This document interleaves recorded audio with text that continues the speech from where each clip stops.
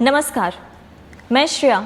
शिक्षा की बात हर शनिवार के इस साप्ताहिक कार्यक्रम में आप सभी शिक्षक प्रेमियों का हार्दिक स्वागत करती हूँ। हर शनिवार की तरह एक बार फिर आप सभी शिक्षकों के द्वारा पूछे गए सवालों के साथ हमारे बीच मौजूद हैं शिक्षा विभाग के अपर मुख्य सचिव doctor S Siddharth sir. Sir, बहुत बहुत स्वागत है आपका। सर, आज का जो सबसे पहला सवाल है जिला पुरुषों के ट्रांसफर से संबंधित है। नमस्कार एससीएस सर, मेरा प्रश्न अंतर जिला पुरुषों के ट्रांसफर से संबंधित है।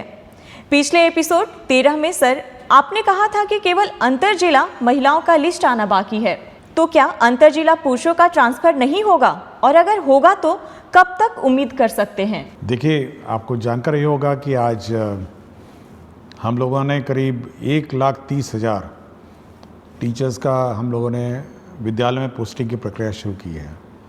हम लोगों को करीब 1,90,000 आवेदन पत्र प्राप्त हुए थे और 1,30,000 का एक्चुअल स्कूल अलॉटमेंट शुरू हुआ है।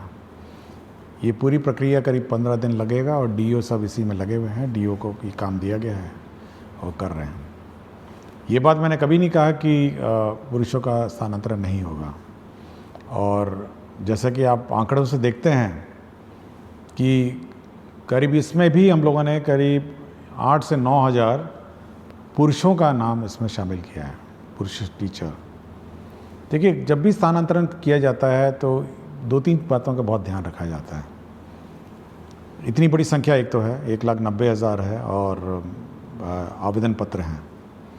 हम लोग 2-3 चीज़ें देखते हैं। पहले तो है वैकेंसी होनी चाहिए, जहाँ पे टीचर मांग रहे हैं वहाँ वैकेंसी होनी चाहिए। और दूसरा ये देखते हैं कि जो हमारा इंटर डिस्ट्रिक्ट जो स्टूडेंट टीचर रेशो है, मतलब जो छात्र और टीचर अनुपात है, उसको भी हम लोग ध्यान देते हैं। अभी तक जो ट्रांसफ़र हुए हैं करीब वो 1,30,000 का जो जिला आवंटन किया गया है, अगर उस आंकड़े को देखेंगे तो आपको आश्चर्य होगा कि ऐसे भी ज़िले हैं जहाँ 20 छात्र पे एक टीचर हैं, और ऐसे भी ज़िले हैं जहाँ 44 छात्रों पे एक टीचर हैं। तो आप देखिएगा कि पूरे राज्य में कितना, मतलब इस अनुपात में भी अंतर आ गया है कि एक तरफ 20 छात्र पे एक टीचर हो गए, एक तरफ 44 छात्र में टीचर हो गए।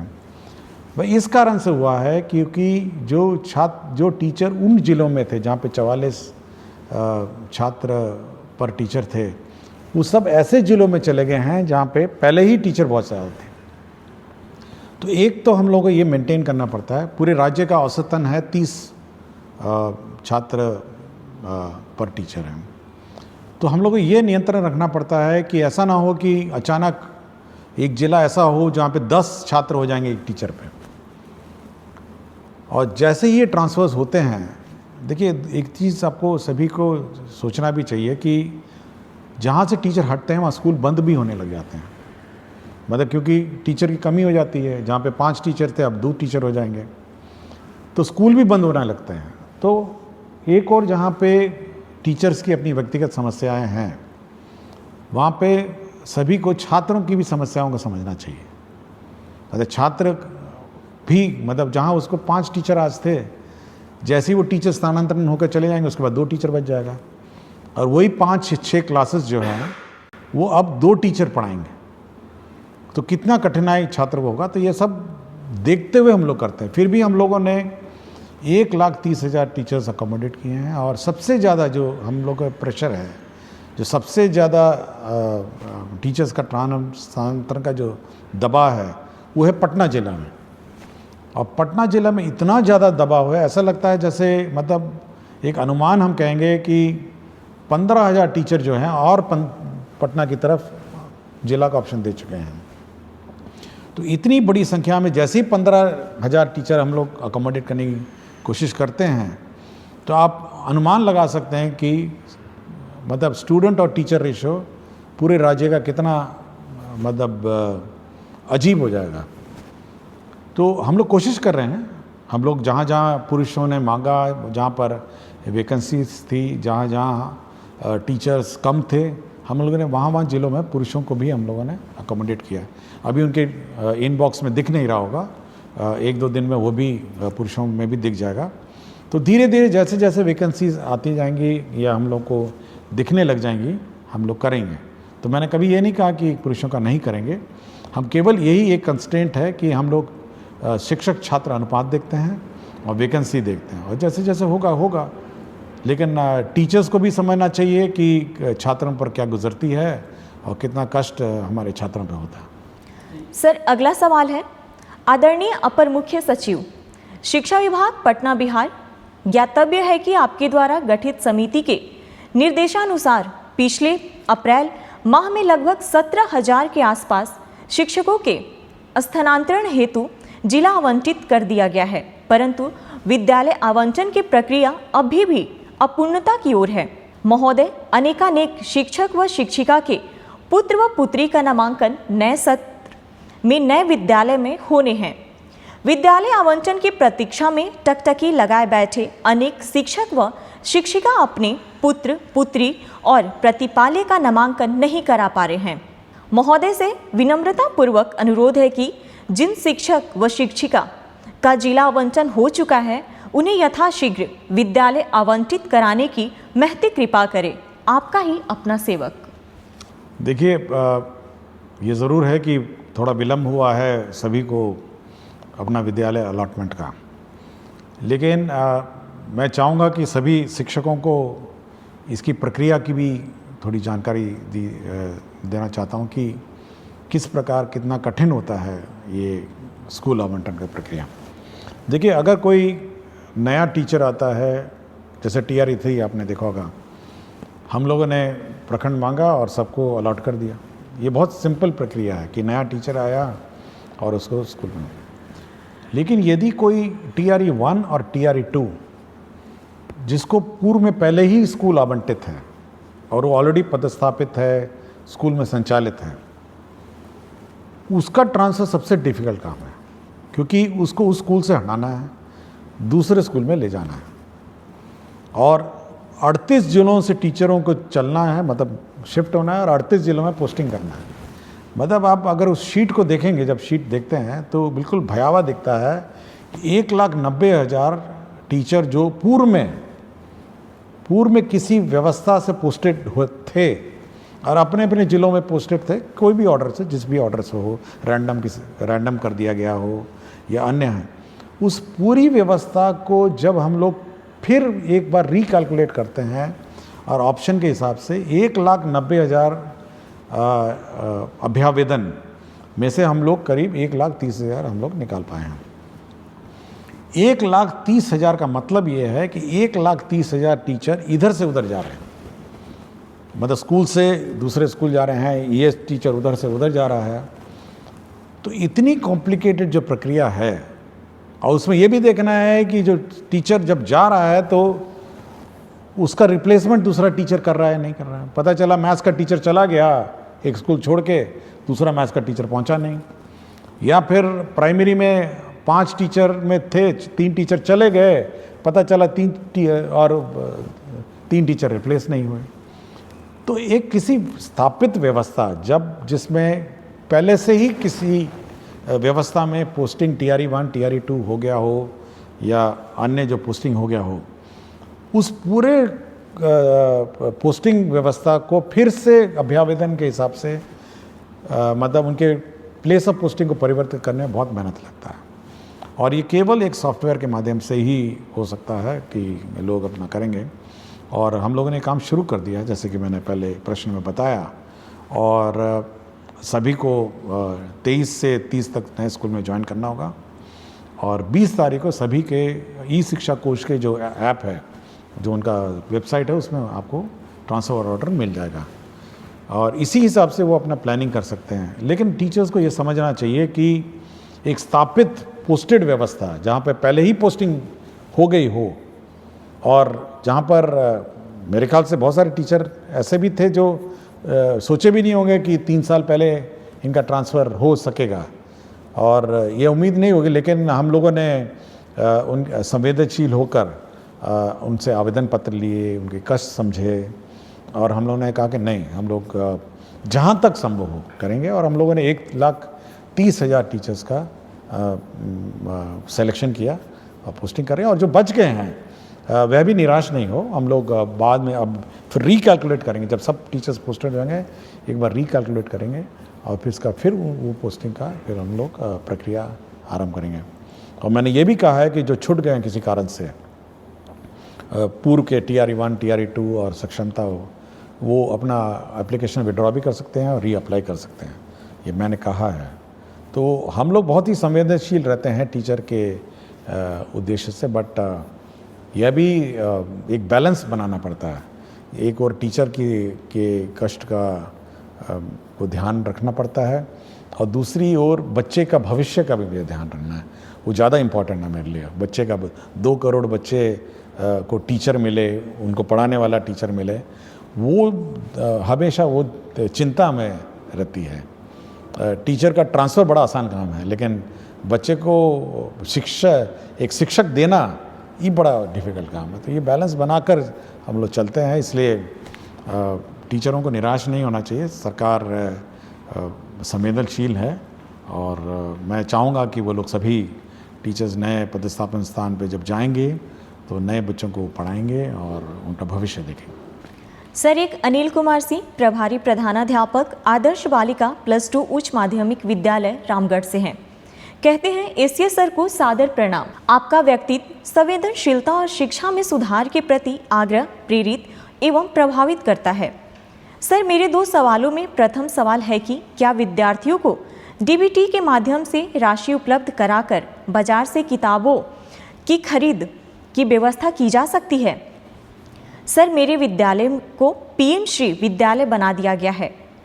दूसरा प्रश्न इसी से संबंधित है कि विभाग PM श्री विद्यालयों की व्यवस्था के संदर्भ में विभाग क्या सोच रखती है? देखिए, पहले किताबें छपती थी और विलम्ब होता था, और ऐसे भी हुआ कि सत्र शुरू हो गया, नवंबर में जाके किताबें में मिली हैं कुछ सालों में। लेकिन फिर सरकार ने सोचा कि चलिए DBT कर देते हैं। देखिए, DBT में एक बहुत बड़ी समस्या है। एक तो किताबें मिलना बाज़ार में, और समय पे इतनी सारी किताबें मिलना, मतलब आप समझ सकते हैं 2 करोड़ बच्चे हैं और बच्चों को किताब नहीं मिली, बाज़ार में भी किताब उपलब्ध नहीं हुई, पब्लिशर्स ने प्रिंट नहीं किया और बड़ी ख़राब किस्म की क्वालिटी की किताब मिली। ऐसे भी हुआ कि बच्चे पुरानी किताबें इधर उधर से बोरो करके लिए।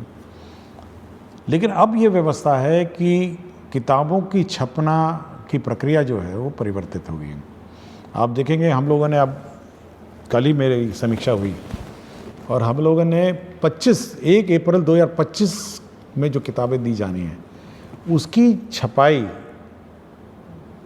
पर निर्णय अब कल ही हम लोगों ने ले लिया कि कल हम लोगों ने कहा कि नहीं, एक प्रक्रिया आरंभ की जाए और वो 1 अप्रैल 2026 में बंटनी है। तो आप सोच सकते हैं कि कितना लंबा प्लानिंग इसका होता है, ताकि हम लोग का ये है उद्देश्य है कि सत्र शुरू होने से पहले, मतलब 1 अप्रैल जो स्कूल क्लास शुरू होगी उससे पहले कम से कम 1 महीने पहले किताबें पहुंच जाएं। और इस बार चुनाव भी है बीच में, तो इसलिए हम लोगों ने जल्दी शुरू किया है कि किसी प्रकार का व्यवधान ना हो, समय पे किताबें छप जाएं, ताकि 1 अप्रैल 2026 में ये किताबें, नई किताबें मिल जाएं। और साथ ही साथ जो किताबों में परिवर्तन भी करना है, रिवीजन हर साल होता है, तो इस साल किताबों का रिवीजन भी शुरू हो गया है और करीब हम लोग को लगता है कि सितंबर 1 से किताबें एक्चुअली प्रिंटिंग शुरू हो जाएगी और किताबें पहुंचने लग जाएंगी स्कूल में करीब जनवरी, फरवरी, मार्च में। तो समय पे आपको किताब मिल जाएंगी। इसलिए DBT पर ज़्यादा हम लोग जोर नहीं देते हैं कि समय पे किताब जब मिल ही रही है तो मेरे ख्याल से शिक्षकों, विद्यार्थियों को कठिनाई नहीं होगी। दूसरा, उन्होंने कहा PM श्री। ये PM श्री जो विद्यालय हैं ये भारत सरकार की सेंट्रली स्पॉन्सर्ड स्कीम है और इसके अंतर्गत जो स्कूल हैं उसको एक आदर्श स्कूल बनाना है। उसके बिल्डिंग कंप्लीट होने हैं, साथ ही इंफ्रास्ट्रक्चर का कंप्लीट होना है, इसके लेबॉर्ट्रीज कंप्लीट होने हैं, साथ ही साथ उसके म्यूज़िक, स्पोर्ट्स, सारे मतलब सभी उसके आयाम उसका कंप्लीट करने हैं। और साथ ही साथ टीचर का प्रशिक्षण है और उसका जो सॉफ्ट स्किल्स हैं स्कूल में सभी देना है। तो एक परिपूर्ण, मतलब full complete school in all respect, वो बनाने का उद्देश्य है और मेरे ख्याल से ये बहुत ही अच्छी योजना है PM श्री। हम लोग तो चाहेंगे कि और ज़्यादा हो, बट हम लोग कोशिश कर रहे हैं कि भारत सरकार और सैंक्शन करे। लेकिन इस साल काफ़ी संख्या में पीएम श्री स्कूल सैंक्शन हुए हैं और इसका इम्प्लीमेंटेशन उन्होंने शुरू कर दिया। अगला सवाल डॉक्टर संतोष कुमार राणा एवं समस्त विख्यातागण डायट रामबाग मुजफ्फरपुर से। कहते हैं, महोदय सादर नमस्कार। हम डायट रामबाग मुजफ्फरपुर के विख्यातागण यह जानना चाहते हैं कि जब हमने सेवा पुष्टि हेतु सभी आवश्यक दस्तावेज समय पर जमा कर दिए हैं, विभागीय प्रक्रियाओं का पूर्ण पालन किया है तथा निरंतर निष्ठा व कर्तव्य परायणता के साथ शैक्षिक कार्यों का निर्वहन करते आ रहे हैं, तो क्या विभाग अब हमारी सेवा पुष्टि की प्रक्रिया जो विगत 5 वर्षों से लंबित है को शीघ्रता से पूर्ण करने हेतु आवश्यक और प्रभावी कार्रवाई करेगा? आपकी सकारात्मक एवं शीघ्र पहल की हम अपेक्षा करते हैं। देखिए, ये बड़ा दुखद बात है कि 5 साल हो गए हैं और सेवा संपुष्ट नहीं हुई है। तो जिसने भी विलंब किया उस पर तो कार्रवाई होगी और मैं चाहूँगा कि अगला 1 सप्ताह में इनका समाधान हो जाए।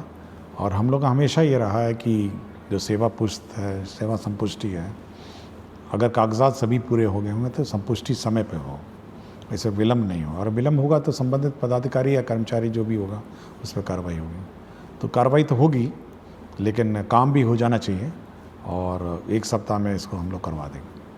अगला सवाल अनिल कुमार पांडे, माध्यमिक शिक्षक, उत्क्रमित माध्यमिक विद्यालय धुरलक समस्तीपुर से।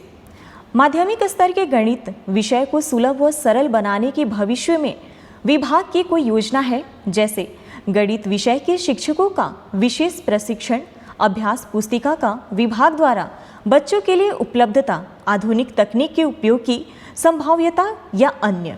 देखिए, मैथ्स बहुत इम्पॉर्टेंट सब्जेक्ट है और मैं पिछले बहुत सारे एपिसोड में मैंने कहा है। हम लोगों ने पिछले बार 100 दिन वाला कैंपेन भी चलाया था कि 100 दिन केवल मैथ्स और रीडिंग की क्लासेस, पहले क्लास और दूसरी रहेगी। हम लोगों ने FLN भी हम लोगों ने डेवलपमेंट प्रोसेस किया, बहुत सारे FLN किट्स भी डेवलप हुए। और हम लोग का है कि मैथ्स जैसे सब्जेक्ट है, बहुतों को कठिन भी लगता होगा, लेकिन FLN किट के माध्यम से उसको सरल बनाया जा सकता है और लर्निंग भी ईजी बनाई जा सकती है। और मैं पिछली बार जब ACRT में एग्जीबिशन में गया था तो बहुत अच्छे इनोवेटिव FLN किट्स भी थे जो मैथ्स से संबंधित थे, केवल मैथ्स से संबंधित थे। और मैं चाहूँगा ACRT इसको प्रचार प्रसार करे और टीचर्स का ट्रेनिंग दे, और टीचर्स के ट्रेनिंग में कम से कम ये FLN किट्स कैसे मैथ्स पढ़ाए जाएं इस पर विशेष ध्यान दें। और साथ ही साथ SCRT में भी हम लोग इस बार जो टीचर्स ट्रेनिंग का जिस साल का सत्र है उसमें FLN और मैथ्स और रीडिंग एबिलिटीज़ बच्चों में कैसे डेवलप की जाए इस पर ट्रेनिंग पे हम लोग जोर देंगे। सर, अगला सवाल भूपेंद्र कुमार त्रिपाठी, मध्य विद्यालय कर्मा, गुरारू गया, BPSC TRE 2 द्वारा चयनित गणित विज्ञान का शिक्षक है। महोदय, आपका ये हर शनिवार का संवाद करना काफ़ी सराहनीय है और हमें आपसे जुड़ने और आपको सुनने का मौका मिलता है, जिससे पूरा शिक्षक समाज काफ़ी लाभान्वित होता है। महोदय, बिहार में ट्यूशन की वैल्यू इतनी ज़्यादा है कि बच्चे स्कूल ना आकर वहाँ जाते हैं, और सबसे बड़ी विडंबना यह है कि सरकार को मालूम है कि काफ़ी सारे ट्यूशन टीचर स्कूल के समय में ही क्लासेस चलाते हैं। इस वजह से काफ़ी बच्चे स्कूल नहीं आते। इस पर सरकार कोई कार्यवाही क्यों नहीं कर रही है? मैं पिछले साल से अब तक कई बार गांव में जाकर और पेरेंट्स टीचर मीटिंग करके लोगों को समझा चुका हूं, परंतु अभी भी बहुत सारे बच्चे रेगुलर स्कूल नहीं आते हैं। इसके लिए सरकार क्या कदम उठाएगी? देखिए, पिछले एपिसोड में मैंने कहा था कि जो ट्यूशन है, स्कूल अवधि में कोई भी सरकारी स्कूल में नामांकित छात्र ट्यूशन में नहीं जाए, और सरकारी शिक्षक उस अवधि में ट्यूशन में क्लासेस नहीं ले सकते हैं। यह पूर्ण रूप से प्रतिबंधित, और यह भी प्रतिबंधित है कि कोई भी सरकारी शिक्षक ट्यूशन नहीं पढ़ा सकते हैं, ये बिल्कुल प्रतिबंधित है। और यदि कोई शिक्षक जानबूझ के और इस मतलब जबरदस्ती या जानबूझ के इस रूल का उल्लंघन करता है कि मतलब वो सरकारी शिक्षक जो है वो किसी ट्यूशन क्लास मतलब ट्यूशन कोचिंग सेंटर में पढ़ाएगा, तब तो उस पर कार्रवाई हो जाएगी। उसका काम ये है कि जो हमारे स्टूडेंट हैं, सरकारी स्कूल में स्टूडेंट हैं, उनको पढ़ाए। यह बिल्कुल अलाउड नहीं है कि कोई भी सरकारी टीचर किसी कोचिंग सेंटर में पढ़ाएंगे। ये मैं बिल्कुल स्पष्ट कर दिया हूँ और इस संबंध में हम लोग स्पष्ट निर्देश भी देंगे। और कोई कंप्लेंट आएगा तो उस पर तो कार्रवाई हो जाएगी, क्योंकि यह हम लोग नहीं चाहते हैं कि एक कोई स्टूडेंट मतलब यह देखे कि अपना टीचर ही जब चला गया ट्यूशन पढ़ाने तो वो भी चला जाएगा, नहीं, स्वाभाविक है। तो यह पब्लिक को भी अलर्ट होना है और बाकी टीचर्स को भी अलर्ट होना है कि किसी भी परिस्थिति में सरकारी शिक्षक ट्यूशन नहीं पढ़ाएंगे और सरकारी स्कूल में जो नामांकित छात्र हैं वह ट्यूशन सेंटर में नहीं जाएंगे ट्यूशन अवधि में, मतलब सॉरी, जो स्कूल अवधि में। स्कूल का अवधि के बाद वो अपना ट्यूशन जहाँ लेना लें और प्राइवेट टीचर अपना जो पढ़ाना पढ़ाएं, वो हमको कोई आपत्ति नहीं। लेकिन ये बिल्कुल बहुत ही स्पष्ट है। और हम लोग biometric attendance, photo based attendance शुरू करने वाले हैं स्टूडेंट्स का भी। तो जल्दी जैसे लौटेंगे अपने समर वेकेशन से, तो स्टूडेंट्स का बायोमेट्रिक अटेंडेंस भी हम लोग कंपलसरी कर देंगे। तो यह हम लोग यह टॉलरेट नहीं करेंगे कि स्टूडेंट्स क्लास मिस करें, क्लास से गायब रहें, अन्यथा कहीं घूम रहे होंगे। ये बायोमेट्रिक अटेंडेंस स्टूडेंट्स का भी हम लोग समर वेकेशन के बाद शुरू कर देंगे। सर, अगला सवाल है। नमस्कार एससीएस सर, मैं राशिद आलम यूएमएस भीमाइन खैरा जमुई में उर्दू टीचर के रूप में कार्यरत हूँ। सर, मेरे स्कूल में उर्दू के स्टूडेंट हैं, उर्दू में पढ़ाई भी होती है, लेकिन एग्ज़ाम के क्वेश्चन पेपर उर्दू सब्जेक्ट का नहीं आता है। मजबूरन संस्कृत सब्जेक्ट का एग्ज़ाम लेना पड़ता है। कृपया इसका सॉल्यूशन कीजिए। नहीं, ये बिल्कुल गलत है और मैं ये चेक करूँगा कि उर्दू का पेपर क्यों नहीं गया। उर्दू का अगर पढ़ाया जाता है तो उर्दू का पेपर जाना चाहिए, संस्कृत का पढ़ाया जाता है तो संस्कृत जाना चाहिए। ये बिल्कुल गलत है कि उर्दू पढ़ के संस्कृत लिखेगा या संस्कृत पढ़ के उर्दू है, नहीं, ये गलत, बिल्कुल गलत। और जहाँ पर भी लापरवाही हुई है मैं इसको चेक करूँ। सर, अगला सवाल नरेश कुमार निराला जिलाधिकारी से पुरस्कृत विशिष्ट शिक्षक आदर्श प्राथमिक विद्यालय केवला से। कहते हैं, जी नमस्कार सर, शिक्षा की बात शनिवार मेरा प्रश्न है कि वर्ष 2007 में हजारों नवसृजित प्राथमिक विद्यालय खोला गया और सैकड़ों प्राथमिक को उत्क्रमित कर मध्य विद्यालय बनाया गया, जो काफ़ी सराहनीय कार्य रहा। अभी भी बहुत से ऐसे पंचायत हैं जहां नवसृजित प्राथमिक विद्यालय खोलने की अति आवश्यकता है और ऐसे कुछ प्राथमिक विद्यालय भी हैं जिसे उत्क्रमित कर मध्य विद्यालय बनाने की ज़रूरत है। कई ऐसे उच्च माध्यमिक विद्यालय 7 वर्ष पूर्व बनकर तैयार है, लेकिन अभी भी उस भवन में कक्षाएं संचालित नहीं हो रही है। जैसे सुपौल जिला के छातापुर प्रखंड के उत्क्रमित उच्च माध्यमिक +2 विद्यालय भीमपुर का 3 मंजिला भवन, जो लगभग 7 वर्ष पूर्व बनकर तैयार है, लेकिन आज भी उसमें पढ़ाई नहीं हो रही है। सरकार और विभाग नए प्राइमरी स्कूल खोलने और कुछ प्राइमरी स्कूल को मध्य विद्यालय में उत्क्रमित करने और भवन बने उच्च माध्यमिक विद्यालय में कक्षा संचालित करने पर क्या विचार रखती है? देखिए, जो स्कूल की बात कर रहे हैं जहाँ बिल्डिंग बन के तैयार है और संचालित नहीं हुआ, मैंने डीओ से बात की और डीओ ने कहा कि क्योंकि जिस कारण से जब हेडमास्टर को आदेश दिया गया था उसने वहाँ अपना स्कूल शिफ्ट नहीं किया, जिसके कारण से डीओ पे जो हेडमास्टर है उस पर कार्रवाई भी हुई। और मेरा बिल्कुल स्पष्ट है, जो डीओ ने कहा कि वहाँ पे पानी जमता है या रोड का कोई इश्यूज़ है, उसने बहुत सारे कारण बताए, तो मैंने उसको स्पष्ट कहा है कि सोमवार से स्कूल शुरू हो जाना चाहिए और सोमवार से क्लास का संचालन स्कूल में हो जाना चाहिए। मैंने बिल्कुल स्पष्ट कहा है और अगर नहीं होगा तो मैं डीओ पे कार्रवाई कर दूँगा। तो ये बिल्कुल स्पष्ट है कि अगर स्कूल बनकर तैयार होगा तो शुरू हो जाना चाहिए और क्लास से शुरू हो जानी चाहिए। कोई कारण नहीं होना चाहिए कि वहाँ स्कूल नहीं हो। दूसरा है कि हम लोग अभी भी बहुत सारे कहीं जगह दिखते हैं कि प्राइमरी स्कूल का अभाव है। अभी हाल ही में मैं नवादा गया था, तो जो कोडरमा का बॉर्डर है, ज़िले हैं पहाड़ों पे, कुछ लोग वहाँ से आए थे और वो अपने गांव में प्राइमरी स्कूल की मांग कर रहे थे कि भाई हमारे यहाँ स्कूल होना चाहिए। तो ऐसे सब क्षेत्र जहाँ पे प्राइमरी स्कूल पहाड़ी इलाके हैं और जहाँ पे 1 किलोमीटर से कम दूरी वाले क्षेत्र हैं, तो हम लोग उस जितने भी ऐसे रिमोट लोकेशंस हैं और जहाँ पर प्राइमरी स्कूल नहीं है, जो सरकारी नॉर्म है, हम लोग का सरकारी नॉर्म है और हम लोग का सरकार का लक्ष्य है कि प्राइमरी स्कूल्स हों, और जहाँ पर भी बच्चे ज़्यादा हैं या हर पंचायत में हम लोगों ने ऑलरेडी हाई स्कूल में उत्क्रमित कर दिया है और कोशिश करेंगे कि प्राइमरी स्कूल को भी हम लोग कम से कम मिडिल स्कूल में उत्क्रमित करेंगे। सर अगला सवाल कहते हैं, मेरा नाम संतोष कुमार, ग्राम पोस्ट सरौनी कला, थाना बिहारीगंज, प्रखंड ग्वालापारा, मधेपुरा जिला से हूँ। शिक्षा के क्षेत्र में किए गए आपके उत्कृष्ट कार्य को सादर प्रणाम सर जी। जब से बिहार में शिक्षा का पद आप और के पाठक सर जी संभाले हैं, तब से बिहार में शिक्षा के क्षेत्र में काफ़ी सुधार हुआ है। मुझे आप पर बहुत गर्व है सर जी। महोदय से मेरा प्रश्न यह है कि जिस प्रकार से बच्चों को सर्वांगीण विकास के लिए खेलकूद एवं कला प्रशिक्षण भी अनिवार्य है, जिसमें बच्चों को खेल तो कराया जाता है किंतु कला नहीं सिखाया जाता है, जबकि शिक्षा और कला एक दूसरे का पूरक है। इस प्रकार सर जी से मेरा इच्छा यह है कि जून महीने में जो ग्रीष्मकालीन 20 रोज विद्यालय बंद रहेंगे, तो उस बीच में बेरोजगार कलाकार के द्वारा कला प्रशिक्षण, चित्रकला, मूर्तिकला, हस्तशिल्प, पेपर क्राफ्ट दिया जाए, तो बच्चों चिलचिलाते धूप से बचे रहेंगे और कला भी सीखेंगे।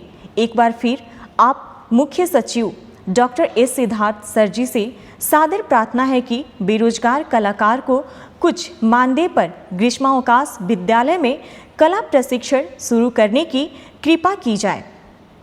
पूरा ईमानदारी के साथ प्रशिक्षण देंगे। इस मानदेय से हम जैसे गरीब कलाकार की आगे पढ़ाई जारी रह सके। मेरे घर की जिम्मेदारी मेरे ऊपर है। मेरे पिताजी पैर से विकलांग हैं। मेरा इच्छा है कि हम ललित कला शिक्षक बने।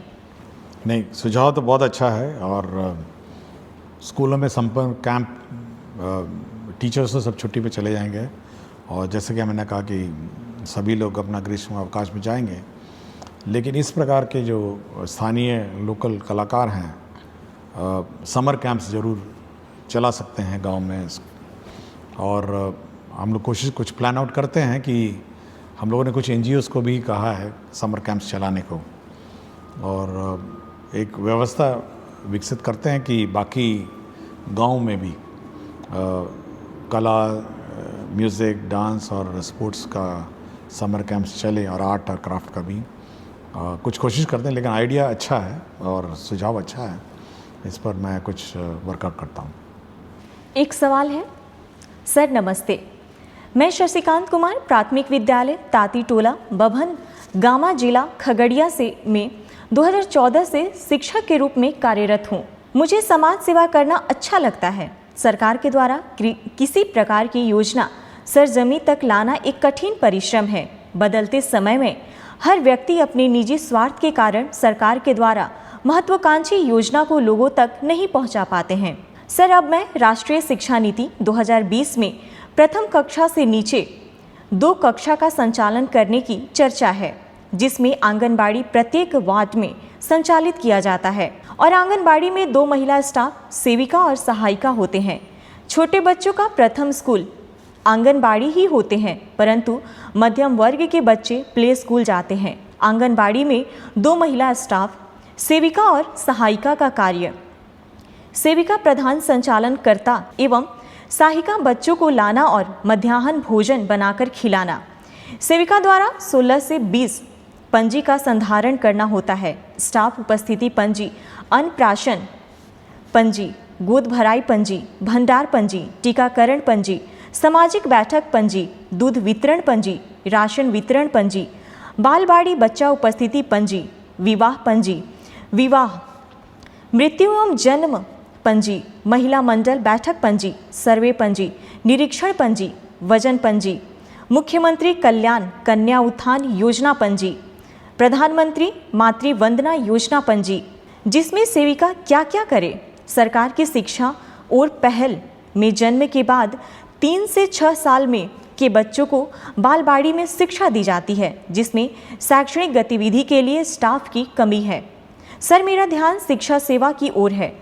वह अपने टोला से या विद्यालय के पोषक क्षेत्र के टोला से बच्चों को स्कूल तक पहुंचाना और पोषक क्षेत्र में बच्चों को ट्यूशन पढ़ाने का दायित्व है, जिसमें यह मेरा मानना है कि सर की टोला सेवक या शिक्षा सेवक को आंगनबाड़ी में बालवाड़ी के बच्चों को पढ़ाने के लिए एक प्रावधान लाने की आवश्यकता है, क्योंकि सर एक सरकार की योजना को मैं समझना चाहता रहा हूँ कि एक वार्ड में प्रायः एक आंगनबाड़ी होते हैं। प्रत्येक वार्ड में 80 से 100 बच्चे रहते हैं, परंतु आंगनबाड़ी में बालवाड़ी में 40 बच्चों का नामांकन किया जाता है। शेष बच्चे इधर उधर रह जाते हैं, जिस कारण जब वह बच्चा 6 वर्ष का हो जाता है तो उसे पढ़ना और विद्यालय जाना अच्छा नहीं लगता है।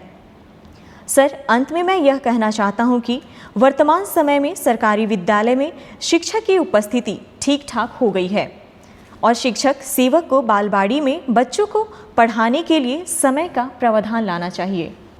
देखिए, ये ज़रूर जो सुझाव करता है, उन्होंने आंगनबाड़ी में जितने प्रतिवेदन और प्रपत्र भरने पड़ते हैं, मैं भी बड़ा आश्चर्य हुआ कि इतनी रिपोर्ट्स और कागजात किसी आंगनबाड़ी सेविका को भरने पड़ते हैं। मैं भी बहुत आश्चर्य रहा और बहुत अच्छा उन्होंने जानकारी दी। हम लोग का ये जो कार्यक्रम है उसमें ये है कि जितने भी हम लोग आंगनबाड़ी के बच्चे हैं वो तो आंगनबाड़ी में पढ़ते हैं, 40 बच्चे जैसे कहा, और बाकी बच्चों को प्री स्कूल के रूप में जो प्राइमरी स्कूल है उसमें रखने का प्रावधान है। और हम लोग ने शुरू ही किया अभी कि जितने भी नॉन आंगनबाड़ी, जो आंगनबाड़ी में बच्चे नहीं हैं, उनको प्ले स्कूल के रूप में प्राइमरी स्कूल में रखा जाए, और जिसको कहते हैं प्री प्राइमरी, और उसमें रखने के बाद 2 साल रखने के बाद फिर वो बच्चे अपना स्कूल में आ जाएंगे। तो ये व्यवस्था करने के लिए हम लोगों ने कार्यक्रम बनाया और ऑलरेडी हम लोग बहुत स्कूल में शुरू कर चुके हैं, और मैं ज़रूर इसका रिव्यू करूँगा कि सभी प्राइमरी स्कूल्स में प्री प्राइमरी क्लासेस भी हों जहाँ पे ये सब बच्चे रहें, और साथ ही साथ आंगनवाड़ी में तो है ही हैं बच्चे, तो ये रिव्यू करूँगा। और ये अच्छा सुझाव था कि जो टोला सेवक हैं, तालीमी मरकज़ हैं और अन्य जो साधन सेवी सब हैं, तो ये सब इसमें सहयोग कर सकेंगे, और बच्चे कम से कम प्राइमरी स्कूल से पहले 2 साल पहले ही स्कूल में कम से कम 1 घंटा आएँ और बैठें और जाएँ। ये व्यवस्था हम लोग लागू करें। बहुत बहुत शुक्रिया सर। अगला सवाल एक शिक्षिका प्रखंड पोठिया किशनगंज से हैं। महोदय, मैं 14 वर्षों से प्रभार में हूँ। आए दिन बच्चों की उपस्थिति बढ़ाने के लिए नए नवाचार करती रहती हूँ, परंतु सहायक शिक्षकों द्वारा विद्यालय में कभी उपस्थिति को लेकर गंभीरता नहीं दिखाई देती है। क्या बच्चों के उपस्थिति की जिम्मेदार केवल प्रधान शिक्षकों की है? क्या ड्रॉप आउट हुए बच्चों को विद्यालय से जोड़ने में वर्ग शिक्षकों की कोई भूमिका नहीं? देखिए, जैसे कि कहा है कि हम लोगों ने हर क्लास के लिए क्लास टीचर अपॉइंट करने को कहा है, और उस क्लास टीचर की जवाबदेही है कि उसके जो बच्चे हैं वो सभी स्कूल आएँ और मॉनिटर उसको करना है। ये प्रधान अध्यापक का काम नहीं। प्रधान अध्यापक का काम है कि भाई वो इकट्ठा करेंगे आंकड़े, लेकिन हर क्लास का अपना इंडिविजुअल क्लास टीचर है और उसको मॉनिटर करना है कि कौन बच्चा आया, कौन बच्चा नहीं आया, और ये उसका काम है। ये नहीं कह सकता कि भाई प्रधान अध्यापक जाने कि कौन सा बच्चा आ रहा है, जा रहा है। ये हर क्लास टीचर, हर क्लास का टीचर को है। और यह भी हम लोगों ने कहा है कि उसी का काम है मिड डे मील उसको खिलाना, उसी का काम है कि वो मिड डे मील खाया नहीं खाया, अटेंडेंस चेक करना, अटेंडेंस दस्तखत करना, तो सारा काम उसी का है। तो हर क्लास का क्लास टीचर को अपनी जवाबदेही निर्धारित है और उसकी रिस्पॉन्सिबिलिटी। अगला सवाल सर, मैं सुहानी कुमारी वर्ग 7वीं कन्या मध्य विद्यालय अमला टोला में पढ़ती हूँ, लेकिन मुझे अभी तक पुस्तक नहीं मिला है। अब तो कुछ दिनों में गर्मी की छुट्टी होने वाली है। समझ नहीं आ रहा है कि बच्चे बिना पुस्तक के कैसे पढ़ेंगे। सिद्धार्थ सर से मेरी विनती है कि हम बच्चों को जल्द से जल्द पुस्तक प्राप्त करवाएं। देखिए, मुझे जब प्रश्न आया था तो मैंने टेक्स्ट बुक कॉर्पोरेशन में बात की और डीओ पटना से भी बात की, और देखिए समय पे किताब हम लोगों को उपलब्ध कराना था, क्यों नहीं हुआ ये मैं एक बार चेक करूँगा। लेकिन जहाँ तक आवेदिका का है तो ये मंडे को ये किताब इनको मिल जाएगी। लेकिन ये रिव्यू करूँगा कि समर वेकेशन से पहले कम से कम सारे बच्चों को किताब मिल जाए, ताकि समर वेकेशन में जो भी जिसको समय मिले अपना बैठ के अपना पढ़े। और ये घटना होनी नहीं चाहिए थी, बट मंडे को इसको किताब मिल जाएगी। लेकिन कोशिश करेंगे कि अब ये डिले नहीं हो। सर आज का आखिरी सवाल, सर लाइब्रेरियन की वैकेंसी कब तक आएगी? कृपया इस पर संज्ञान लें, आपकी विश्वासी। हम लोग अभी कैलकुलेशन कर रहे हैं इस पर, हम लोग देख रहे हैं कि क्या वैकेंसीज हैं और क्या है। एक बार देख लेंगे, उसके बाद इस पर निर्णय करेंगे। बहुत बहुत धन्यवाद सर। अगले सप्ताह फिर से मुलाकात होगी शिक्षा की बात हर शनिवार के साथ।